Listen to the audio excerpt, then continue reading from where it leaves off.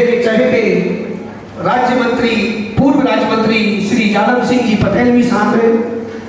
हम बच्चों से अनुरोध करेंगे पुनः एक बार करतल ध्वनि से उनका स्वागत करें।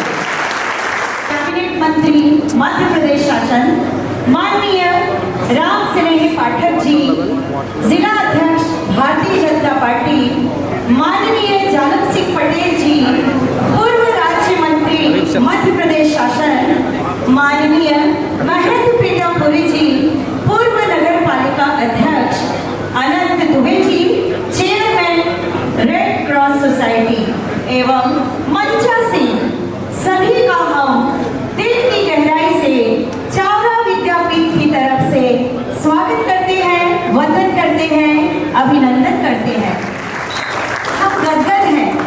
हमारे प्राचार्य महोदय का मानना है कि बच्चे सिर्फ किताबों तक सीमित न रहे, वे अपनी संस्कृति, धरोहर, परंपरा और विशिष्ट व्यक्तित्व से भी परिचित हो।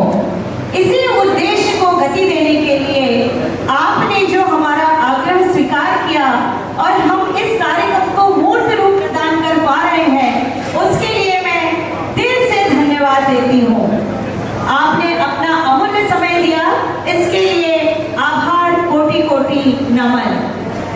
संस्था वृक्षारोपण, पौधारोपण के प्रति सतत क्रियाशील होती है और उन्हीं पौधों से हम अपने अतिथियों का स्वागत सम्मान करते हैं।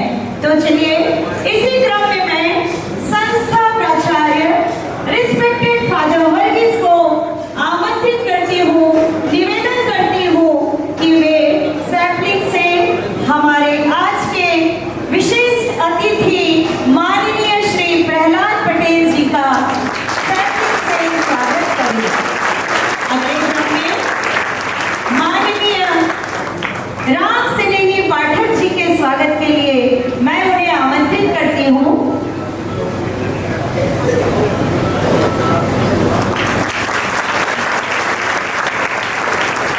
माननीय जालम सिंह जी पटेल से अनुरोध करती हूँ, जो हमारे पूर्व राज्य मंत्री मध्य प्रदेश शासन में रहे, हमारा स्वागत स्वीकार करें।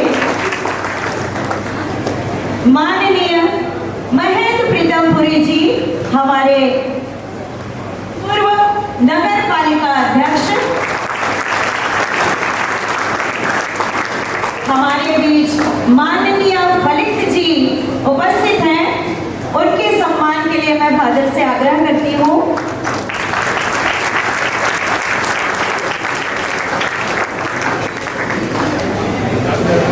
जी, डॉक्टर अनंत दुबे जी, जो चेयरमैन रेड क्रॉस सोसाइटी से हैं, अंशुल नेमा जी का भी हम दिल से स्वागत करते हैं। कृपया वो आए और हमारा स्वागत स्वीकार करें। अंशुल नेमा जी।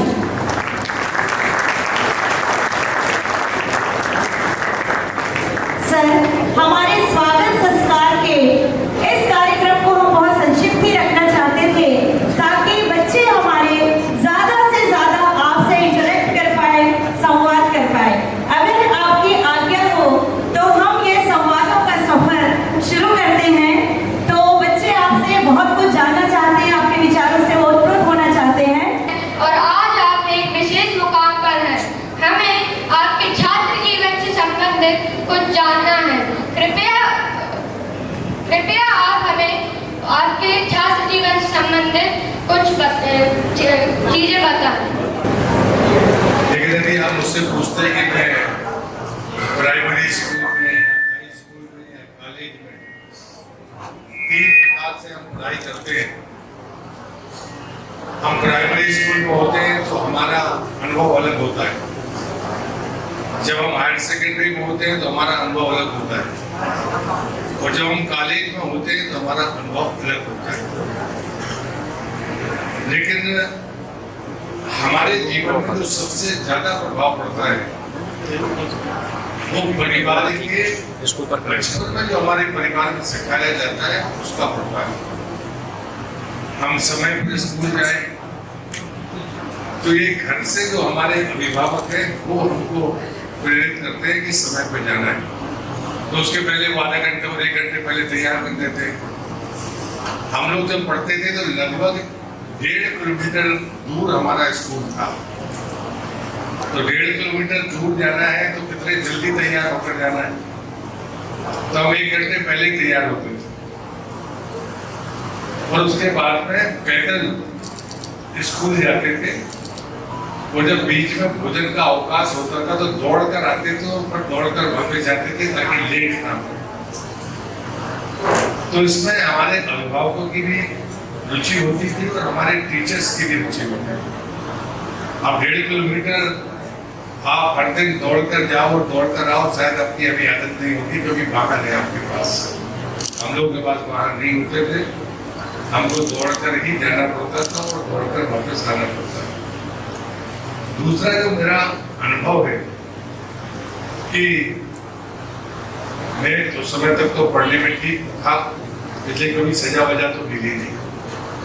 लेकिन स्कूल छूटने के बाद हम फुटबॉल के खिलाड़ी थे और हॉकी के खिलाड़ी थे। तो हमारे जो स्पोर्ट्स टीचर थे वो कहते थे कि खेलने के पहले 3 ग्राउंड पे चक्कर लगाओ तब खेल सकते हो, वो खेलने के बाद फिर 3 चक्कर लगाओ तब घर जा सकते हो। तब तक शाम हो जाती थी। तो घर पर जाते थे तो हमारे घर के पास में अखाड़ा था, तो जब तक अखाड़े में नहीं जाते थे तो दूध नहीं मिलता था और पिटाई भी पड़ सकती थी। तो वो करते थे तो कितने थकते होंगे इसका अंदाजा लगाओ। फिर उसके बाद में कोर्स पूरा करना, बाद में माता जी कहती थी सुख सागर की 2 कहानियां ये सुनाओगे तब सोओगे। ये हमारी बचपन की दिनचर्या थी, जिसका परिणाम है कि आज मैं यहाँ सामने निकला।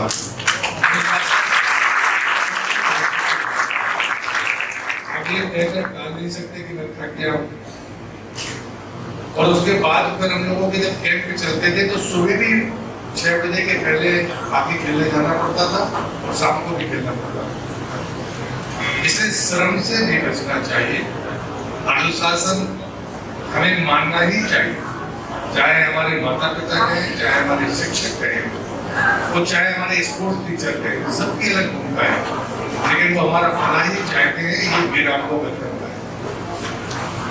Respected sir, good morning. मेरा नाम पूर्वी राय है, मैं कक्षा 7 की स्टूडेंट हूँ। सर, आप एक कुशल राजनीतिज्ञ ही नहीं बल्कि अध्यात्म से भी आपका गहरा जुड़ाव है। हाँ, नर्मदा के पावन स्थानों पर आपको स्वच्छता व सेवा करते देखा गया है। तो जीवन में अध्यात्म का कितना महत्व है, कृपया आप अपने अनुभव से हमें अवगत करें। हमारा प्रश्न सही है। और नर्मदा के मामले में भी क्या मुन्ना भैया घटे लोग बहुत छोटे थे और हमारे यहाँ मुआर घाट है छोटे गांव के पास, वो लगभग 3.5 किलोमीटर है। बैसाख के महीने में और हर पूर्णिमा हम लोग दौड़ कर जाते थे अंधेरे में और वहां नहाकर लौटकर वापस आने के बाद स्कूल जाते थे। 7 किलोमीटर आना जाना। तो ये जो बचपन में हमारे भीतर जो संस्कार डाले गए, ये उसका परिणाम। राजनीति तो बाद में आई है, राजनीति बचपन में हम सबको, आप जहाँ हैं आपको राजनीति थोड़ी मतलब है। आपको राजनीति यदि हम किसी से पूछे आप सब में से कि आप में से नेता कौन बनना चाहता है तो कोई अभी हाँ नहीं है। राजनीति और व्यवसाय ये बाद की बातें होती। हम खेल में रुचि रखते हैं, पढ़ने में रुचि रखते हैं। मैंने तो पहले ही कहा था कि परिवार जो संस्कार देता है वो जिंदगी भर साथ चलता है, वो छूटता नहीं है। और इसलिए एक कहानी में आपको बताऊंगा, आपको बड़ा मजा आएगा। बच्चे थे, हम शायद चौथी में थे, तो जाकर थक गए तो अंधेरा था, तो पहले जल्दी उठ गए, उन्हें घड़ी बड़ी देखी नहीं होगी, चले गए। तो जाकर एक झाड़ के नीचे भूल गए तो थक गए, वहीं सो गए जाते समय। नींद लग गई तो सूरज निकल आया, अब स्कूल भी जाना है। तो किसी माता जी ने आके कहा अरे, और वो कैथा का झाड़ था, कैथा कहते हैं शरीर के ऊपर गिरता है। तो उस दिन बिना नहाए वहीं से लौट आए, क्योंकि अब तो नर्मदा जी जाएंगे तो स्कूल तक हो जाएगा नुकसान। तो नर्मदा जी नहीं जा पाए, नींद लग गई थी तो वहीं सोते रहे कैथा के नीचे। किसी ने महिला माता जी ने आके जगाया, यहाँ क्यों सो रहे हो? पता चला कि जा रहे थे नर्मदा जी, और वहीं से लौट के वापस आ गए। तो ये जो बचपन के जो दिन होते हैं उसमें हम कोई बहुत प्लान नहीं करते, हम तय करते हैं। लेकिन अब बच्चे थे, थक गए और लगा कि अंधेरा है तो सो गए, तो किसी की नींद ही नहीं खुली, तो बिना नर्मदा का स्नान किए वापस आ गए। तो ये ऐसे अनुभव होते हैं जिनको आप जिंदगी में कभी भूल नहीं पाते। नर्मदा को स्वच्छ बनाना सिर्फ हमारी जिम्मेदारी नहीं है, आपसे हमसे ज्यादा आपकी जिम्मेदारी है। हमने तो नर्मदा को ऐसा देखा है कि कभी नर्मदा को पैदल पार नहीं कर सकते।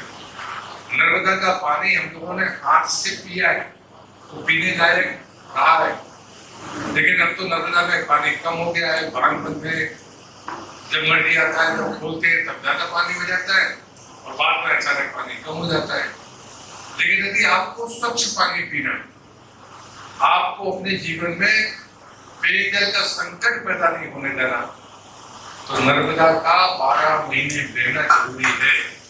और इसलिए हम सबको छोटे जो भी नदी नाले में ये गंदे ना हो, ये नर्मदा को पानी देते हैं तब नर्मदा बहती है। हमारे यहाँ सीगरी नदी है, कभी 10 किलोमीटर बहती है, वो गंदे नाले जैसी हो गई है। अब उस पर काम शुरू हुआ है। मैं आपसे कहूंगा, आपके जो हमारे प्रबंधक हैं चौरा विद्यापीठ के, कि कभी एक दिन जाइए। 10 किलोमीटर नदी अगर किसी नगर में हो तो किसी सौंदर्य की जरूरत नहीं है, उसमें स्वच्छ पानी बहे, दोनों तरफ पार्क हो, चलने की व्यवस्था हो, तो मुझे लगता है कि उससे बड़ा सुंदर और पर्यटन कहीं और नहीं हो सकता।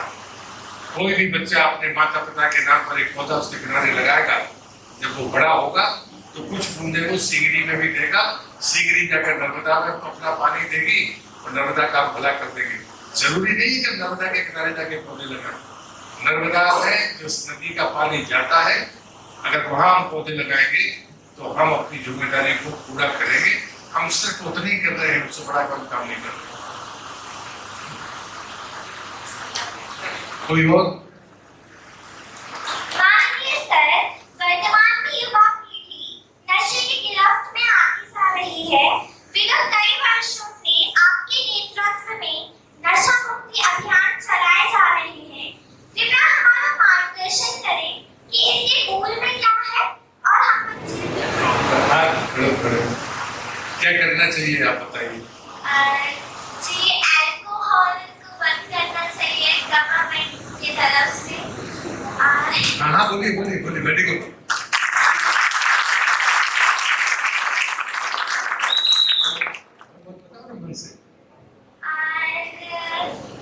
पूरी साइट्स जो है अल्कोहल की, वो तो फिर बंद हो जाएगी गवर्नमेंट की तरफ से, लेकिन फिर प्रोटेस्ट वगैरह होंगे तो उसमें भी थोड़ा ध्यान दें। ताली तो बजाती है।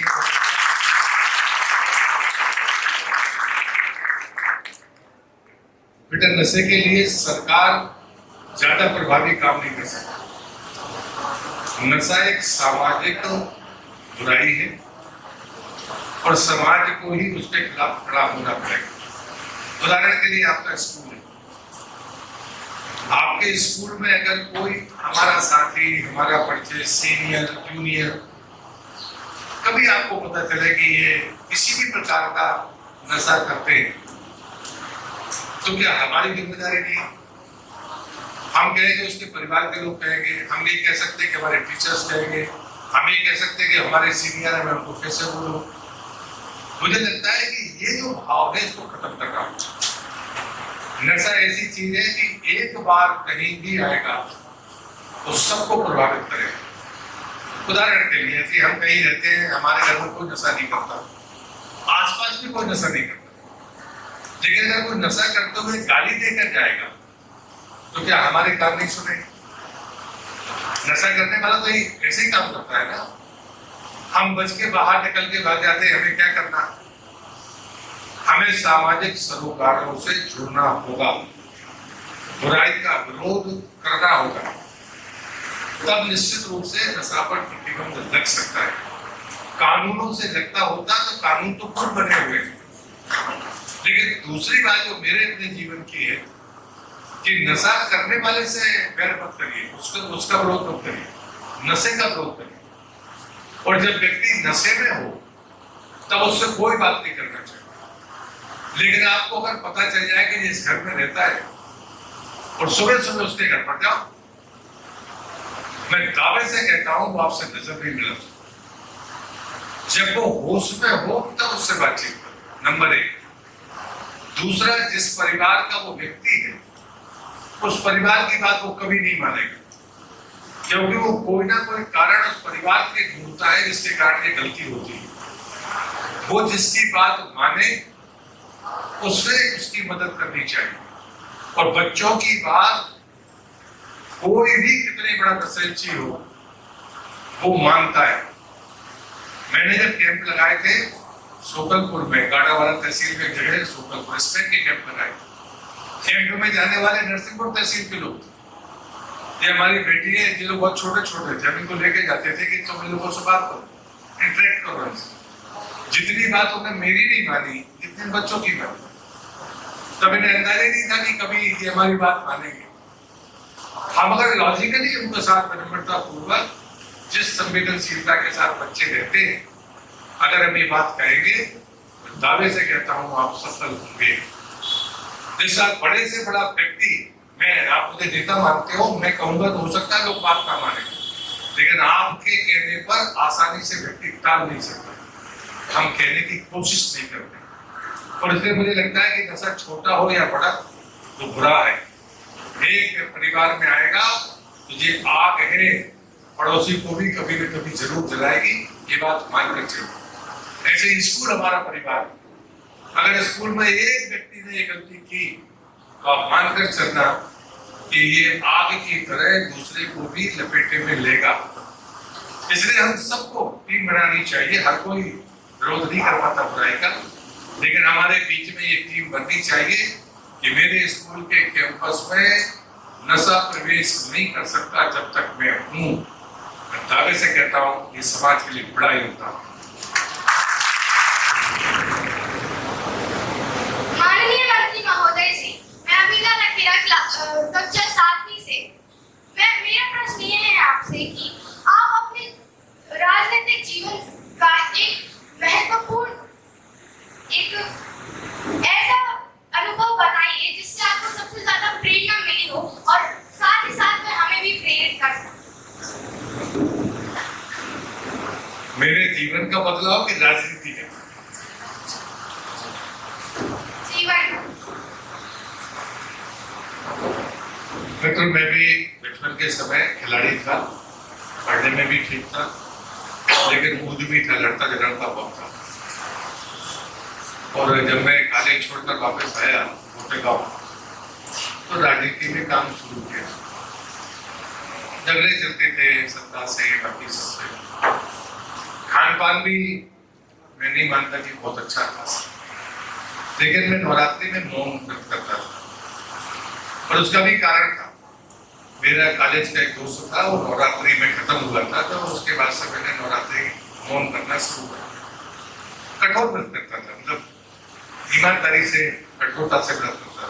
मैंने पहले ही आपसे कहा कि मैं धार्मिक व्यक्ति था, लेकिन बहुत उत्पाती था। इसमें जो उद्यमी लोग हों तो वो जरूर ध्यान से सुने। तो मुझे लगता है कि जब एक बार मैं नवरात्रि में व्रत था, तो गोटेगांव में जिनको मैं अपना आराधन मानता हूँ, जिन्हें हमको मनुष्य बनाया, वो परम पूज्य श्री बाबू श्री जी है। तो वो परिक्रमा करके गोटेगांव में एक अनार के झाड़ के नीचे बैठे हुए थे। तो मुझे कांग्रेस के नेता थे आदरणीय ठाकुर स्वर्गीय फतेह सिंह जी राठौर, वो मेरे पिताजी के मित्र थे, मुझे चाचा जी कहता था। तो वो मुझसे धार्मिक बातें करते थे। तो उन्होंने मुझसे कहा कि अच्छी मूर्ति आई है, चलते हैं। तो मैं हमेशा मानता था कि मैं तो उद्यमी हूँ, बाकी आदमी हूँ, तो पीछे बैठना चाहिए। तो उस समय मैं मौन था, तो मैं मौन के समय विवेकानंद जी का साहित्य पढ़ रहा था। उनका एक राजयोग पुस्तक थी, उसके 28 श्लोक पढ़े हैं। और उसके बाद में सत्संग में मैं चला गया। अचानक वहां से, जहां से मैंने पढ़ा था और जहां तक मैंने पढ़ा था, उनने कहा, वहीं से बात शुरू की, और जहां तक मैंने पढ़ा था मेरे अलावा किसी को नहीं मालूम था कि ये आज मैं पढ़ के आया, और मैं मौन भी था। उनने वहां तक कहा और अचानक एक पल के लिए हमारी उनसे आंखें मिली और उन्होंने मुझसे कहा कि ये पुस्तकीय ज्ञान नहीं है, ये पारलौकिक ज्ञान। हमने बेचैन हो गया कि जो चीज मैं पढ़ के आया हूँ किसी को पता नहीं, इन्हें कैसे पता है। और मैं पीछे बैठा हूँ, लगभग 70 लोग थे। उस बेचैनी ने मुझे मनुष्य बनाया। मेरे जीवन का सबसे बड़ा मोड़, जहां पर मेरे खान पान से लेकर हमारे आचार व्यवहार में परिवर्तन आया, मेरे सारे सहयोगियों में वो परिवर्तन आया, वो परिवर्तन का दिन वो नवरात्रि का वही दिन था जिस दिन मैं पुस्तक पढ़ के गया और मौन में मुझे जवाब मिला। और इसलिए मुझे लगता है कि जीवन में बदलाव होते हैं, अचानक जो बड़े बदलाव होते हैं वो आकस्मिक होते हैं। कब होंगे, कैसी परिस्थितियों में होंगे, मुझे लगता है ये बहुत महत्वपूर्ण चीजें हैं जिन पर हमें जरूर विचार करना चाहिए।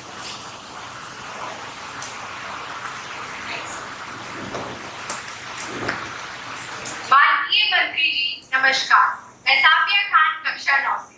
सर, आपने केंद्र व राज्य में अनेकों विभागों की भागदौड़ संभाली हुई है। सिंगरी व अन्य नदियों से संबंधित आपके कार्यों से सभी परिचित हैं। सर, आपके जल संरक्षण से संबंधित किए जा रहे कार्यों से कृपया कर हमें अवगत करें और प्रेरित करें। बहुत धन्यवाद बेटा। साफिया ने जो प्रश्न किया है वो समसामयिक और मुझे लगता है कि इस उम्र में मुझे नहीं पता था। अचानक हम जब कोई काम करते हैं, एक तो नर्मदा जी के प्रति आस्था थी, मैंने पूछा। मुझे लगता है कि जब हम पानी पर काम करने की बात करते हैं तो हम कितनी देरी से जागते हैं, इसको जरूर ध्यान से सुना। मैं 1994 में अपने गुरु जी की सेवा करते हुए प्रतिभा में गया, 1994। हिसाब लगाओ कितने साल हो गए। और ऐसी स्थिति में जब मैं वहां उनके साथ जाता था तो जो भी नदी नर्मदा जी में मिलती थी उस संगम से वो पार नहीं होने देते थे। वो 1 किलोमीटर ऊपर ले जाते थे और फिर उसके बाद 1 किलोमीटर नीचे आते थे और नदी की चौड़ाई 50 मीटर 100 मीटर ऐसी होती थी, लेकिन उसके लिए वो हमको 2 किलोमीटर से ज्यादा चलाते थे और हम प्रणाम करके आगे बढ़ जाते थे। गुरु आज्ञा की ध्यान देते थे। एक दिन बड़ी गर्मी थी और वो 12 बजे जब धूप हो जाए तब वो चलते थे और 4 बजे जब धूप कम हो तो विश्राम हो जाता था। तो बिल्कुल गर्म रेत में चलते थे और जैसे रेत ठंडी होने लगती थी यात्रा बंद। उस दिन हम लोग बहुत थक गए थे। निर्जला व्रत था, एकादशी का। तो सूखी नदी नर्मदा जी में मिली, उसमें पानी नहीं था। तो मैंने सोचा कि चलो उतना उल्टा नहीं जाएंगे, सीधे निकल लेते हैं। तो पीछे से बड़ी कड़क आवाज आई, तो अंदाजा पड़ गया कि कुछ गड़बड़ हो गई है। पलट कर देखा तो उंगली इशारा किया ऊपर चलो। उस दिन 1 किलोमीटर की जगह 1.5 किलोमीटर वो मुझे लेकर गए हम सभी को। और फिर 1.5 किलोमीटर 3 किलोमीटर हम 50 मीटर की जगह 3 किलोमीटर गर्मी में ज्यादा चले। मन खराब हुआ, आगे चलते गए। रात्रि विश्राम के पहले हम उनकी सेवा करते हुए, सेवा करते करते मन में जो दुख था, कष्ट था या गुस्सा था वो निकल गया। मैंने उनसे कहा कि सूखी नदी थी, बहुत परेशान थे, निकल जाते तो क्या होता। वो उठकर बैठे और उन्हें जो बात कही उसको ध्यान से सुनी। उन्होंने कहा कि ये जो नदी है उनका संगम, 2 नदियों का संगम, 2 पहाड़ों का संगम, 2 वृक्षों का संगम या स्त्री पुरुष का संगम, वहां जीवन की संभावना होती है। उसे रोंदने की गलती मत करना। इसके पहले हमें कभी नहीं पता। आज जितने भी मेले लगते हैं, जितने भी तीर्थ स्थान होते हैं, वो नदियों के संगम पर, पहाड़ों के संगम को महत्वपूर्ण मानते हैं, लेकिन हमारा कभी ध्यान नहीं जाता। और कहा कि जहां नदियां का उद्गम होता है वहां अपूर्व ऊर्जा होती है। जो भी नदियों के उद्गम पर जाएगा वो ऊर्जा ही प्राप्त करेगा, वो पढ़ा लिखा हो या ना हो। अगर वो गाय भैंस चराने वाला भी है और अगर वो उद्गम पर जा रहा है तो उस गांव के क्षेत्र में उससे ज्यादा विवेक वाला व्यक्ति नहीं होगा। वो निर्णय करने में नहीं हिचकिचाएगा। एनर्जी अगर होगी तो हम पक्ष के साथ खड़े होंगे, अनावश्यक अन्याय के खिलाफ खड़े नहीं होंगे। वो समझ मुझे 30 साल पहले मिली, लेकिन मैं उसका काम नहीं कर पाया। लेकिन जब मैं मध्य प्रदेश की राजनीति में आया तो फिर मुझे लगा कि जल गंगा अभियान में क्या करना। तो जब मैं केंद्र में मंत्री था, जल शक्ति मंत्री, तो मैं बेतवा के उद्गम पर गया, नर्मदा जी के उद्गम पर जाते था, हमारा तीर्थ थे। तब हमने शुरू किया नदियों के उद्गम पर जाना। तब पहली बार ये विचार आया कि नर्मदा में अगर नदियों का पानी नहीं मिला तो नर्मदा तो सूख ही जाएगी। और तब विचार हुआ कि छोटी नदियों को अगर हमने बारहमासी बना दिया तो शायद नर्मदा को हम बारहमासी देख पाएंगे।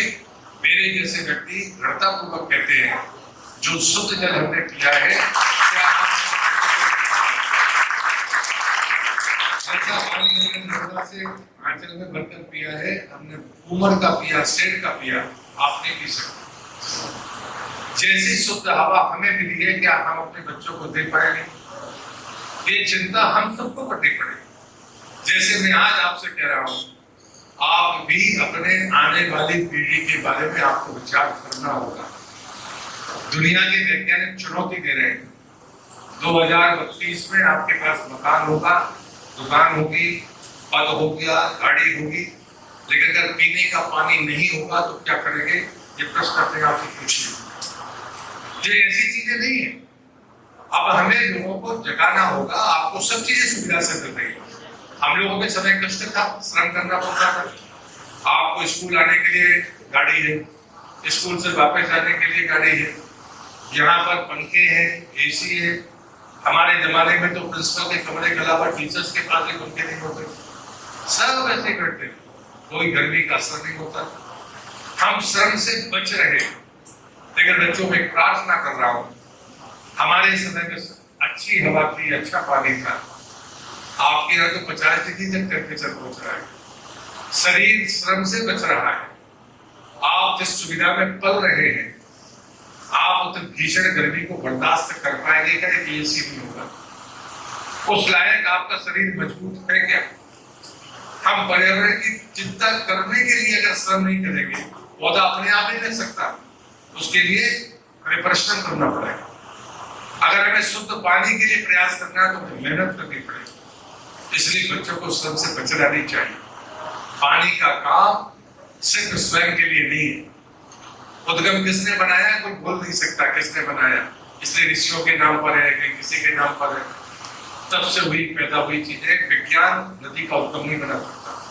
नदी पर बांध बना सकता है, लेकिन नदी पैदा नहीं कर सकता, उसका उद्गम नहीं बना सकता। ये ऐसे कड़वे सच है जहां जाकर विज्ञान चुप हो जाता है और प्रकृति सर्वोपरि हो जाती है। इसलिए पानी के बारे में बहुत गंभीरता से सोचना चाहिए। किसी सरकार को गाली देने से या अपने आप को पूछने से कुछ नहीं होगा। हमें एक कदम ही सही आगे बढ़ाना होगा। अगर आप साल में एक पौधा लगाते हो अपनी माँ पिता के नाम पे, अभिभावक के नाम पे, अपने किसी प्रिय टीचर के नाम पर, तब भी मुझे लगता है कि आने वाली पीढ़ी के लिए कुछ कर रहे हैं। ये बातें औपचारिक नहीं होनी चाहिए। ये सिर्फ इवेंट नहीं है, ये इवेंट नहीं है, ये बात आप मानकर चलिए। और जो मेरे आराध्य प्रभु श्री राम जी की मैं एक वाणी कहता हूँ, उन्होंने मुझसे प्रश्न किया,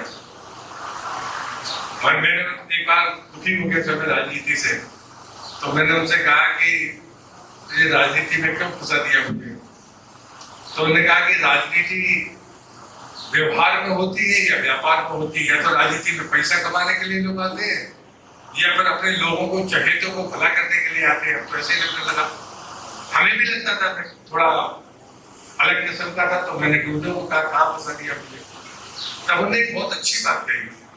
उन्होंने कहा राजनीति में अगर व्यवहार हुआ, अपना अपना रिश्तेदार जात हुआ, तो उनका न्याय नहीं हो सकता। और राजनीति में अगर व्यापार हुआ तो फिर परोपकार नहीं हो सकता। परोपकार करने के लिए अगर हमें परोपकार करना है तो जरूरतमंद के लिए करना होगा, अपने चहेते के लिए नहीं करना होगा। अगर सड़क जहां नहीं है उसको दोगे कि बनी बनाई सड़क बनाओ। ये जो न्याय के फैसले हैं ये राजनीति में महत्वपूर्ण है।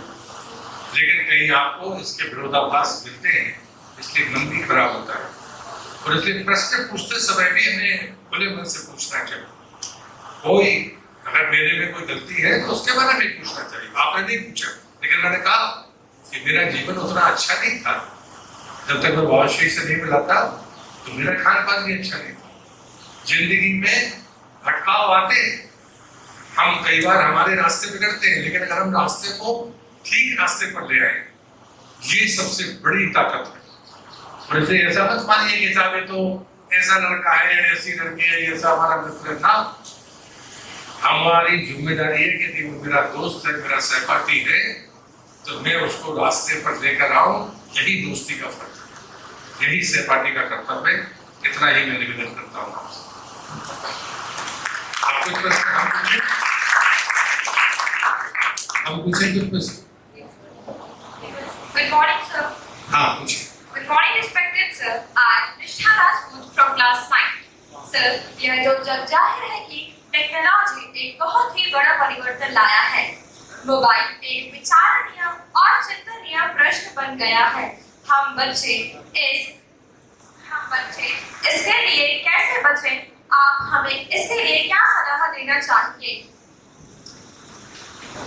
तनाव, मुझे लगता है कि पहले तो ये जानने की कोशिश करिए कि तनाव मेरे द्वारा पैदा हुआ है या मेरे परिवार के कारण मैं तनाव ले रही हूँ, या मैं अपने सामने स्कूल या बाकी जगह से ले रहा हूँ। आप तनाव ले क्यों रहे? किस बात का तनाव? आप एक अच्छे स्कूल में पढ़ रहे हो, आपके टीचर अच्छे हैं, आपके माता पिता अच्छे थे, इसलिए आपने आपको यहाँ पढ़ने के लिए भेजा। तनाव किस बात का है? आपके पास में लोगों की जैसी ड्रेस है वैसे ही आपको खाना मिल रहा है, एक ही बस में आप जा रहे हो, तो तनाव किस बात का? मुझे लगता है कि ये जो कारण है, ये हमने कुछ तनाव अलग से पाल रखे हैं। तकनीक का युग है, मैं तकनीक का विरोध नहीं करता, लेकिन मोबाइल ने ज्यादा तनाव दिया है, ऐसा मेरा अनुभव। दूसरा, हमारे मन में है कि हम कैसे सबसे नंबर 1 पर रहे, तो उसके लिए हम उसमें भी प्रतिस्पर्धा को तनाव मान लेते हैं। आप प्रतिस्पर्धा करिए, ये कोशिश होनी चाहिए कि मैं क्लास में और स्कूल में प्रदेश में नंबर 1 पर आऊं, लेकिन इसको तनाव लेके नहीं हो सकता। मैं अपना अनुभव बताता हूँ, मैंने कभी भी लगातार नहीं पढ़ा, लेकिन जब भी जो चीज मैं पढ़ता था मुझे 100% याद है। और आखिर में जब पेपर होते थे तो मैंने कहा ना कि वो भी याद नहीं था, लेकिन मैं जितना पढ़ने जाता था उसको भूलता नहीं था। पढ़ो, मुझे समझाइए, अगर मुझे तनाव नहीं है तो तनाव क्यों लेना? और मैं बाकायदा खेलना बंद कभी नहीं किया, खेलता था और उसके बाद में परीक्षा देने जाता। ऐसा नहीं कि परीक्षा हो रही है तो खेलना बंद कर, मुझे बहुत ज्ञान देते हैं, ये बिल्कुल व्यर्थ की बात है। शरीर जितना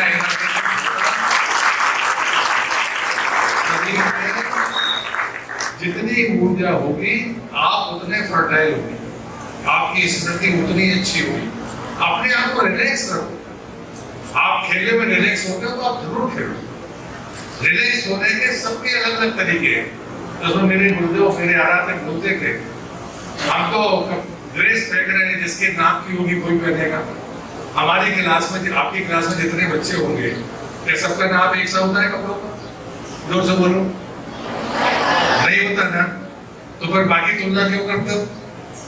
भगवान ने हमको बनाकर पहुंचाया है, हम एक क्लास में हैं, टीचर हमारा एक ही है, बाकी सब कुछ एक है, लेकिन हमारा नाम तो अलग है ना कपड़े का। तो ये फर्क तो रहेगा, लेकिन इसका ये मतलब नहीं है कि वो दुबला पतला है तो पीछे रहेगा। हो सकता है उसका दिमाग ज्यादा तेज हो, वो हाइट में कम हो सकता है, हेल्थ में कम हो सकता है, लेकिन उसका दिमाग ज्यादा तेज हो सकता है। तो ये आकलन नहीं करना चाहिए, इसलिए तनाव लेने की जरूरत नहीं है। तनाव जैसे शब्दों को अपनी डिक्शनरी से दूर रखो। खत्म करने की बात तो मैं नहीं करता, लेकिन इसको दूर रखो। बचपने का मतलब ही होता है हम स्वच्छंदता के साथ, आनंद के साथ खेलें, पढ़ें और अपने लक्ष्य को प्राप्त करें। लक्ष्य निर्धारित होना चाहिए, ये बात सच है। और तनाव दूर करने का एक ही रास्ता है वो खुद से निकलता है और खुद से उसको ढूंढना पड़ता है। आप किन चीजों को लेकर अपने आप को अच्छा फील करते हैं? खेलने में, कुछ लोग पढ़ने में मजा आता है, कुछ लोग कहते हैं कि हमें पिक्चर देखना, जब उनका एग्जाम होता है तो उससे पहले पिक्चर देखने जाते हैं। दिमाग में हम कैसे अपने आप को रिलैक्स करेंगे, ये हमें तय करना चाहिए। तनाव का दूसरा तरीका ये हो सकता है कि जीवन में हम थोड़ा बहुत जिस भी पद्धति को आप मानते हैं उसमें अगर कुछ समय तक शांत बैठकर अपने आप को ध्यान को केंद्रित करो तो तनाव खत्म हो सकता है। तो मुझे लगता है कि तनाव के दो ही रास्ते हैं, एक तो हम बनाते हैं और हम ही खत्म करें, दूसरा ध्यान करके हम उसको रास्ते को सुलभ और अच्छा बना सकते हैं। गुड मॉर्निंग माननीय मंत्री जी, मैं वरुण कुमार पाराशर कक्षा 9 से। यह हमारे नरसिंहपुर क्षेत्र का सौभाग्य रहा है बिना किसी विवादों के एक सशक्त नेतृत्व हमारे पास है। मेरा प्रश्न श्री माननीय मंत्री जी श्री प्रहलाद पटेल से यह है कि प्रहलाद पटेल जैसा कैसे बना जाए? आप हमें क्या मूल मंत्र बताएंगे एक सफल लीडर बनने के लिए? धन्यवाद। मैं 2-3 बातें कहूँगा कि हमें मध्यवर्गीय किसान परिवार में पैदा हुआ। मेरे पिताजी अभी 5 साल तक पहले, 93 साल के हैं, तो कई मामले में वो हमसे मजबूत है। हम लोगों ने 5-6 साल पहले तय किया कि वो खेत ना जाए, अन्यथा वो साइकिल से खेत जाते थे, ट्रैक्टर में बैठ के जाते थे, ऐसे जाते थे। हम लोग को गाड़ी में वो नहीं बैठे और वो पढ़े लिखे अच्छे खिलाड़ी रहे। उन दोनों 10वीं तक पढ़ाई होती थी तो वो 10वीं तक पढ़े हुए, उनकी नौकरी लग गई। लेकिन जो हमको उन्होंने रास्ता दिया, वो बचपन में मुझसे कहते थे अगर किसी के साथ झगड़ा करके आओगे तो भी पिटोगे और मार खा के आओगे तो भी पिटोगे। तो अब ये सोचना पड़ता कि नहीं, करना क्या है, न्याय करना पड़ेगा, जो अपने झगड़े नहीं होना चाहिए। दूसरी बात वो कहते थे कभी झूठ नहीं बोला, और मैं गर्व के साथ कहता हूँ कि हमने जीवन में झूठ नहीं बोला। और वो तीसरी बात ये कहते थे कि कहीं ना कहीं जितना अपना चादर है उसी के भीतर पैर रखो।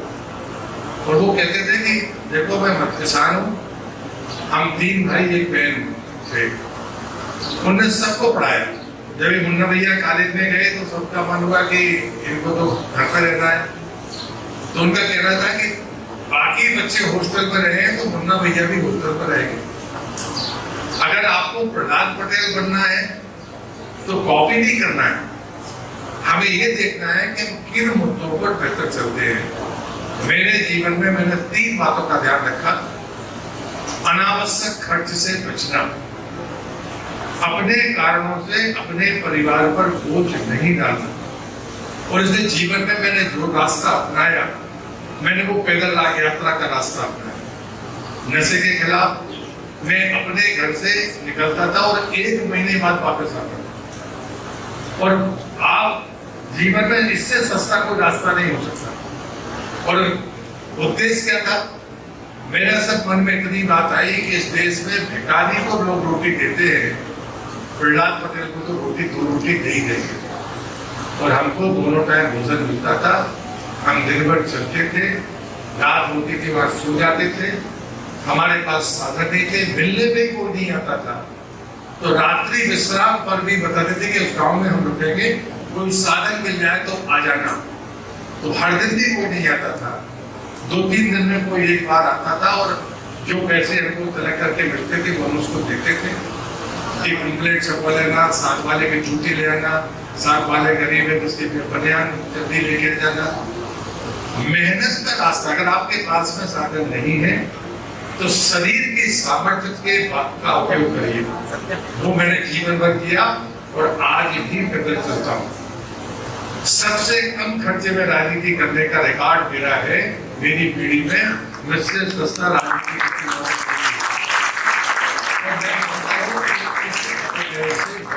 चाहिए। दूसरी बात जो मैं हमेशा कहता हूँ, अगर प्रहलाद पटेल की काफी मत करिए, मैं बार बार कहता हूँ हमारे जीवन का दौर अलग था, लेकिन परिश्रम से कभी मत बचिए। तीसरा, सार्वजनिक जीवन में जाए, घर में कितनी संपन्न हो। चौथी बात, लेकिन कभी अपने परिवार का, अपने स्कूल के स्टेटस को लेकर कुछ जाए।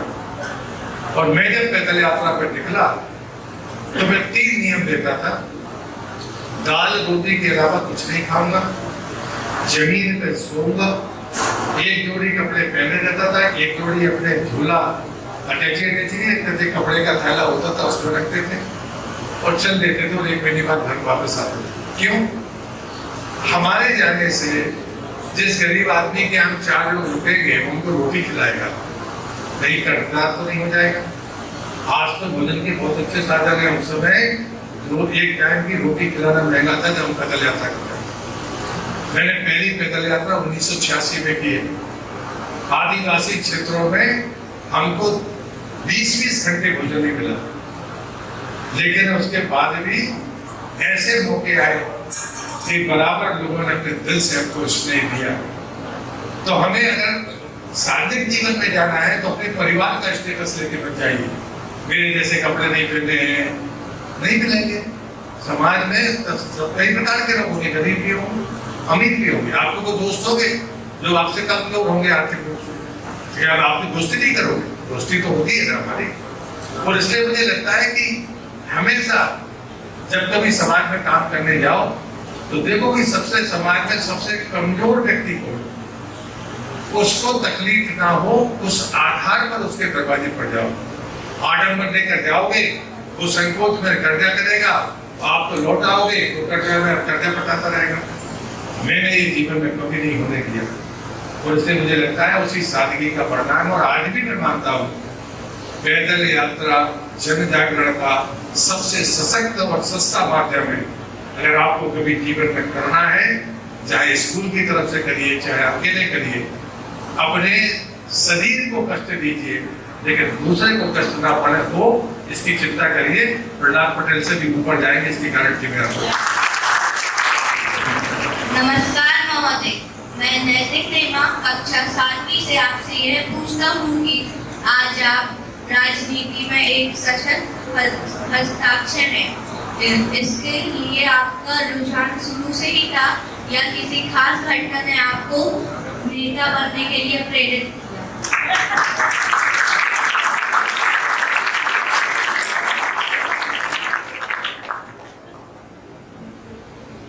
मैं 3री क्लास में था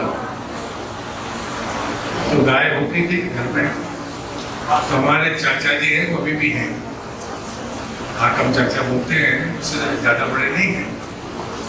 तो गाय को लेके हम लोग एक पशु चिकित्सालय गए, दूर था हमारे घर से। तो शौकिया नहीं चले जाते, हाँकते हाँकते चाचा जा रहे हैं, चलते हैं, चले गए। वहां पर कंपाउंडर ने उनसे 2 रुपए मांगे। उस समय 2 रुपए की बहुत कीमत होती।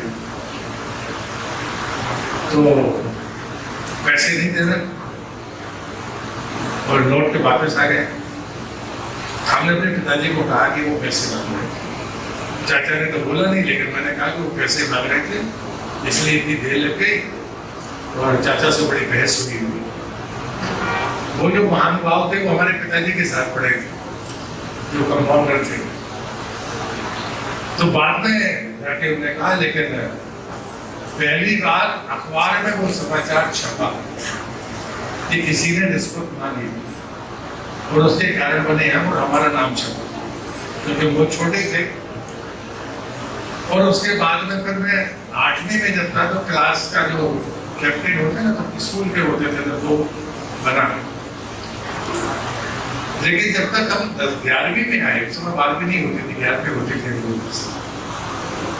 उस समय तक तो जेपी आंदोलन शुरू हो गया। अचानक मोटे गांव में एक फाइल एक्शन हुआ विधानसभा। हम लोग जैसे बच्चे नहीं जुलूस निकाल लेते, झंडे हाथ में लिए जीत की जुलूस में चले गए। कभी मोहल्ले से निकले तो वहां 3-4 लोग आ रहे, चोरी करके जीते बड़े जुलूस निकाल रहे। हम लोग के घर आए वापस, पिताजी को बताया तो मार सकते। लोग तो कह रहे कि चोरी करके पेटी बदल के जीते, सच्चाई क्या? अब ये स्वभाव होता है, मेरा बचपन में से ही स्वभाव था। ये अपने सत्यनारायण की कथा होती थी, तो हमारे यहाँ जब भी हम लोग सब अच्छे थे पढ़ने में, तो सब टॉप करते थे, तो घर में कथा होती थी क्योंकि नंबर 1 आए। तो जब तक वो कहानी चलती रहती थी तब तक मैं बोल मार जाता था, बड़े भैया बैठते थे, मैं भाग जाता था। और मुझे याद थी वो 5 कहानियां। वो जैसे ही आखिरी वाली घंटा बजता था 8 घंटे के बाद, तो जैसे 4 बजती थी तो चुपचाप हाथ धोके पैर जाके बैठ जाता। जब आखिरी वाला अध्याय है उसके बाद तो प्रसाद मिलेगा, छुट्टी।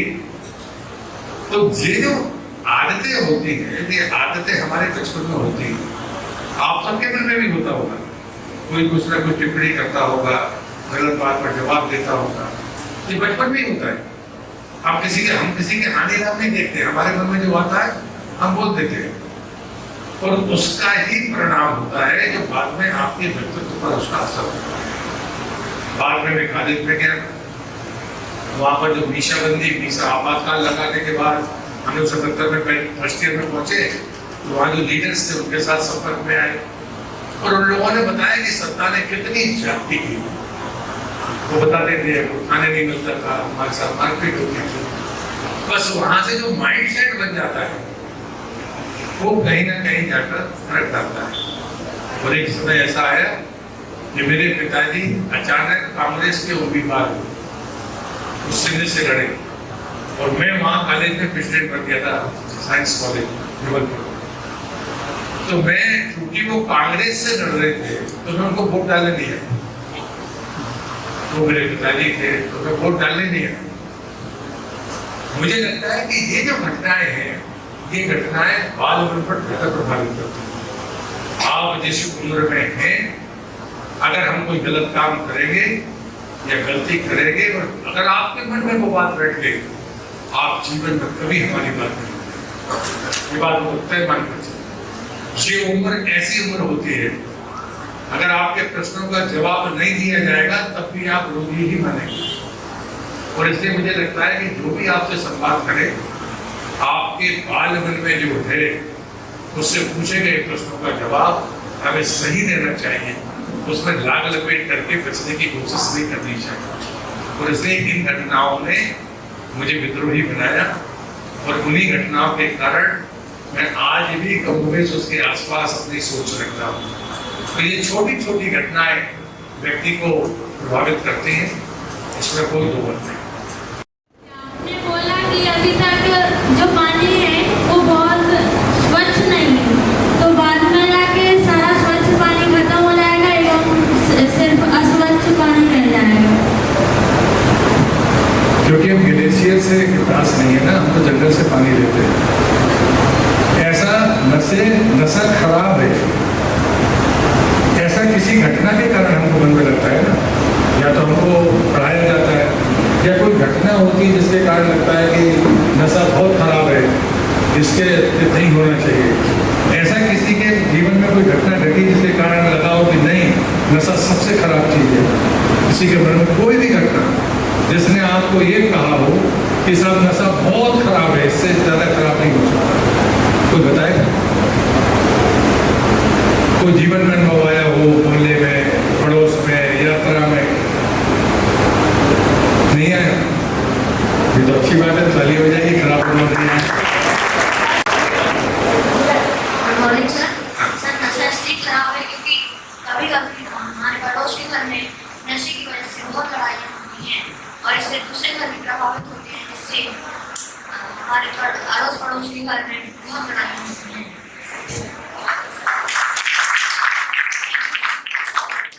नाम नहीं बताया बेटा आपको? प्रथम चावला। प्रथम चावला। सर मेरा नाम साइना खान है। मेरे चाचा के एक मित्र रहे हैं, तो वह बहुत रात में आ रहे होंगे काम से, और वो नशे में रहे, तो उनका एक्सीडेंट हुआ था। उनको पूरा 1 साल लगा था सही होने में। तो उस एक्सीडेंट से मुझे लगा कि मतलब नशा नहीं करना चाहिए, या नशा खराब है। बहुत बढ़िया। अच्छा, इस बात का जवाब कौन देगा? हम लोगों की पीढ़ी में कैरियर वगैरह की तो हम चिंता करते हैं। मैं ऐसा व्यक्ति हूँ जब उस समय पीएससी जो होती थी उसमें अलग अलग होती थी, डिप्टी कलेक्टर के लिए अलग, डीएसपी के अलग, और तीसरे नंबर पर तहसीलदार और बाकी के लिए होती। तो मैंने परीक्षा दी और मैं रिटर्न में पास हुआ डीएसपी के लिए, और मैंने तय किया कि नौकरी नहीं करूंगा, चाहे रिक्शा चलाऊं, क्योंकि तब तक मुझ पर बहुत मुकदमे लगा दिए थे सरकार ने। तो मैंने तय कर लिया। ये तो वो समय था जब हमारी पीढ़ी सोचती थी, और मुझे नहीं पता था कि मैं कभी सांसद और विधायक बनूंगा या मंत्री बनूंगा। तब तो पार्षद बनने का भी इंतजाम नहीं था। आज जो बच्चे बैठे हैं वो कैरियर के अलावा कुछ सोचते हैं क्या? एक तो कैरियर के बारे में सोचना चाहिए, और कैरियर के लिए ही लगातार हमको कहा जाता है। आज के बच्चे अपने मन से कोई कष्ट ले समाज के लिए, देश के लिए, जब आपकी पीढ़ी होगी जो देश की आजादी के 100 वर्ष देखे। कल 80वां स्वतंत्रता दिवस है, अगला होगा 81वां, तब 80 साल हो जाएंगे। 20 साल बाद मैं 66 साल का हूं, तो मैं 86 साल का हो जाऊंगा, तब बूढ़ा आदमी क्या करेगा? लेकिन आप जो लोग बैठे हैं, जो 9वीं का होंगे, तो 30-35 साल के होंगे, मतलब जीवन के सबसे स्वर्णिम युग में होंगे आप। और वो शताब्दी आप देखेंगे आजादी की, उस समय आप देश कैसा देखना चाहेंगे? आपके कैरियर के साथ जुड़कर बता सके तो जोड़कर बताइए। कौन बताएगा कि जब आजादी के 100 वर्ष होंगे तब हम ऐसा भारत देखना चाहेंगे? अरे अपने मन से सामान्य बताओ, बहुत मेरा लंबा प्रश्न हो गया है, सामान्य बताओ कि आजादी के 100 वर्ष होंगे तो कैसे करेंगे? चलो इसको सस्ता कर देते, थोड़ा उसको प्रश्न को छोटा कर देते। आप अपने कैरियर के अलावा और क्या सोचते हैं, इसको बता दें। हाँ,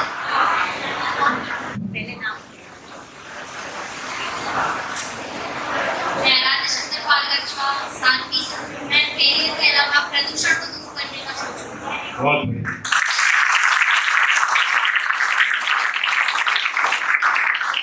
बोलेगा आप कैरियर के अलावा दूसरा और क्या कैरी करना चाहते हैं, और बोलेगा।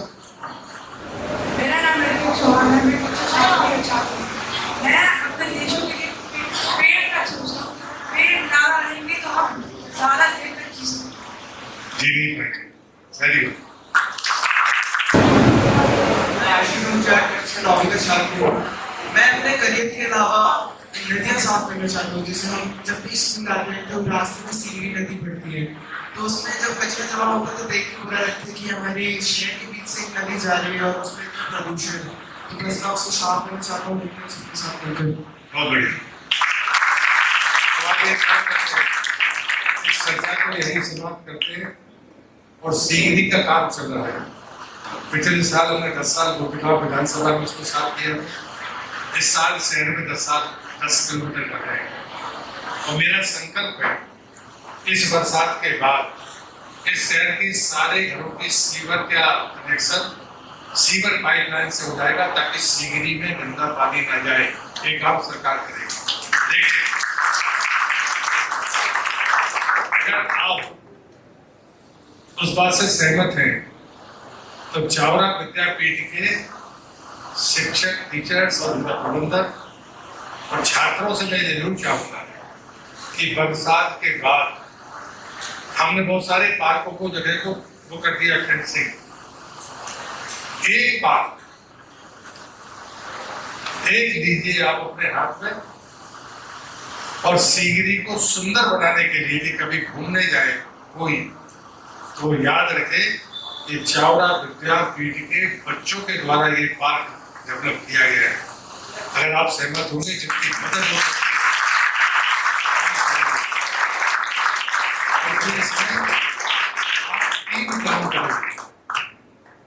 उन्होंने कहा कि हम पर्यावरण की रक्षा करेंगे, उनका संकल्प पूरा होगा।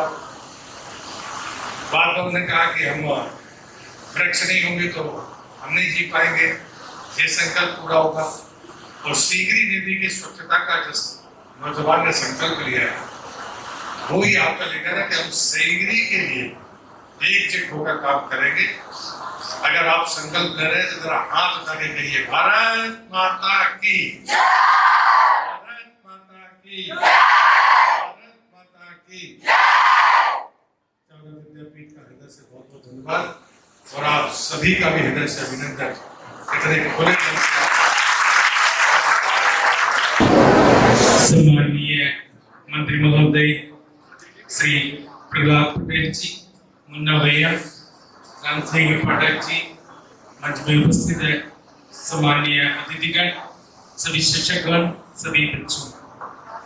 मैंने फूल मांगा, मुझे पूरा फुलवाड़ी मिला, क्योंकि इस साल हमारे चावड़ा विद्यापीठ के उद्देश्य था कि बच्चे अपनी विरासत और आसपास के क्षेत्र को समझे, उसकी गुणवत्ता को समझे, स्वीकारे, सम्मान करें, साथ ही साथ हमारे नेतृत्व को सुने, उनसे संवाद करके उनसे कुछ सीखे। उस उद्देश्य से मैंने शिक्षिकाओं को निर्देश दिया था कि कम से कम आसानी से मुन्ना भैया से एक बार बच्चे जब स्कूल से घर जाते समय मुन्ना भैया के निवास में मुलाकात हुआ था। उसी सिलसिले में मुन्ना भैया से बात करने के लिए और संवाद के एक में भी 30-50 बच्चों को लेकर संवाद करने के लिए बोला था। लेकिन मुझे ये सुनने में बहुत खुश हुआ कि हमारे सम्माननीय मंत्री महोदय अपने समय निकालकर हमारे बच्चों के लिए संवाद करने के लिए तैयार हो गए और आज आपके बीच में बैठकर आपकी बातें, ज्ञानवर्धक बातें, आपके अनुभव सुनकर मैं भी मेरे छात्र जीवन की ओर वापस जाने में मुझे मजबूर किया और बहुत सारी बातें याद आई और आपके एक एक अनुभव और एक एक शब्द यहाँ बैठे हुए और केवल यहाँ बैठे हुए नहीं, सभी बच्चों के लिए उत्साहवर्धन और प्रोत्साहन देने वाला और उनको सिखाने वाला बात होगी।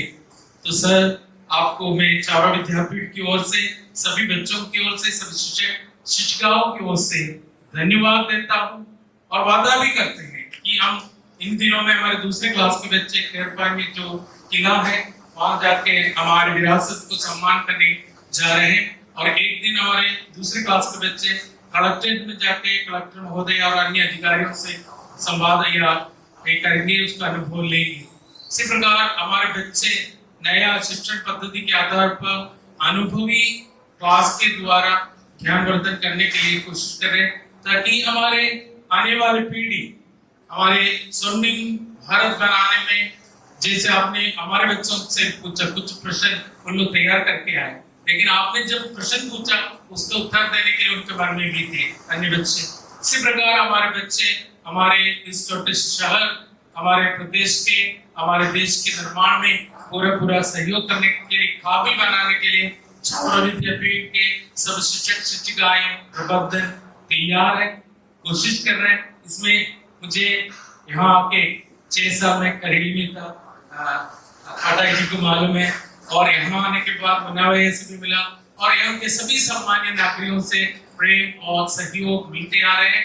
हम मिलजुल के, केवल हम शिक्षक शिक्षिकाएं नहीं, यहाँ के सभी नागरिक के सभी लोग अभिभावकों के साथ, सबके साथ मिलकर हमारे आने वाले पीढ़ी को बढ़ाएंगे।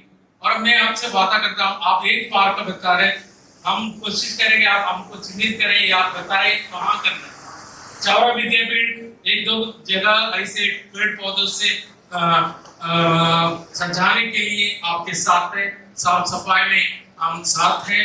हमारे बच्चे हर घर में पेड़ लगाए हैं और इसी प्रकार इसको सिलसिला आप लोगों को जो पौधे दिए हमारे स्कूल प्रांगण में हम लोग तैयार कर रहे हैं। कुछ पौधे और भी हैं, कम से कम 500 पौधे मैंने मेरे हाथों से पिछले साल तैयार किया है। हर साल हम लोग करते हैं, भैया को मालूम है, बड़ा भैया को मालूम है। इसी प्रकार हम आप लोगों के साथ हैं।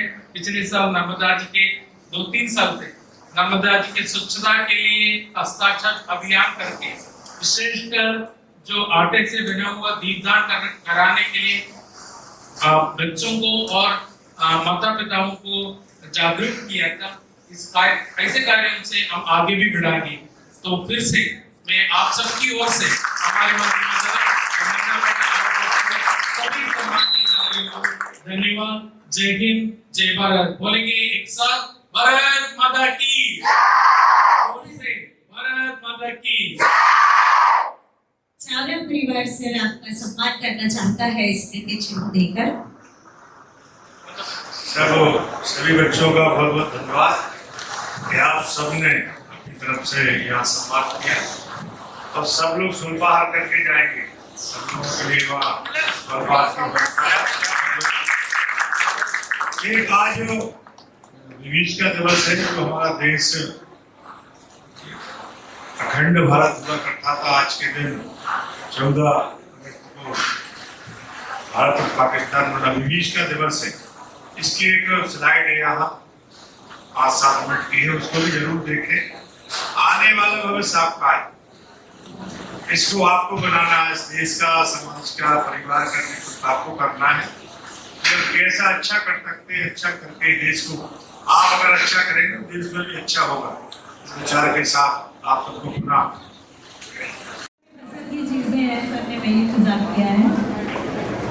सर प्रतिभा की कमी नहीं होती, हमारे नन्हे कलाकार हैं जिन्होंने एक दिन में जब उन्हें पता चला कि आपसे मुलाकात होनी है तो उन्होंने स्केच तैयार किया है आपका और माननीय जानम सिंह जी का। तो मैं अनिरुद्ध और अनमोल को आमंत्रित करती हूँ कि अपना स्केच सर को भेंट करें। जी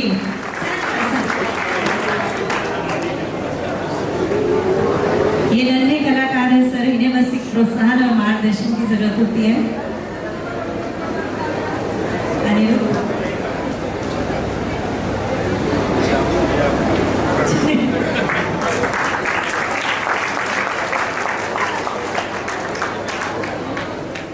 बहुत बहुत आभार। Thank you.